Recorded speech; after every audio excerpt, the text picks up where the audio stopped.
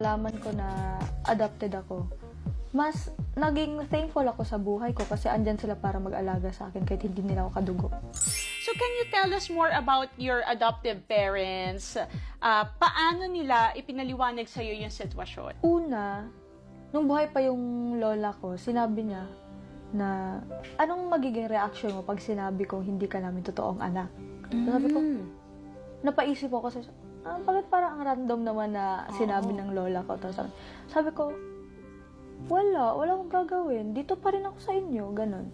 So, parang, doon na siya nag-start, nag-open na, ganito kasi yan, hindi ka totoong anak, and yung totoong mama mo, ibang lugar, sa Lanao, ganyan.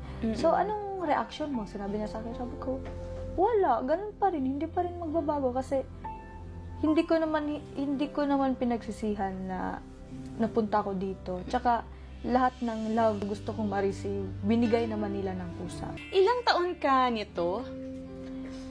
Nung sinabi sa akin, 9 years old then. 9 years old or 10. So after, so it was your lola who told you about it. Kinausap mo ba yung parents mo or your parents baka sila ang kumausap sa'yo after that? Mga ilang months, sabi ako sa lola ko na gusto kong mag-reach out kasi gusto kong makausap. And hindi naman nila pinagdamot sa akin yun. And sinabi naman nila na gusto mong makausap yung ano mo, yung pamilya mo, ibibigay namin yung number. Sinigay nila at nakausap ko naman ng mga ilang months pa. Kasi nahihirapan ako mag-communicate kasi hindi ko alam paano sila i-communicate. Kasi I-approach. Kasi nga hindi ko alam anong itatawag ko, mama ba or kasi hindi ko naman in-expect talaga na may ganun pala akong sitwasyon dati. Na yung totoong magulang ko is nasa Lanao.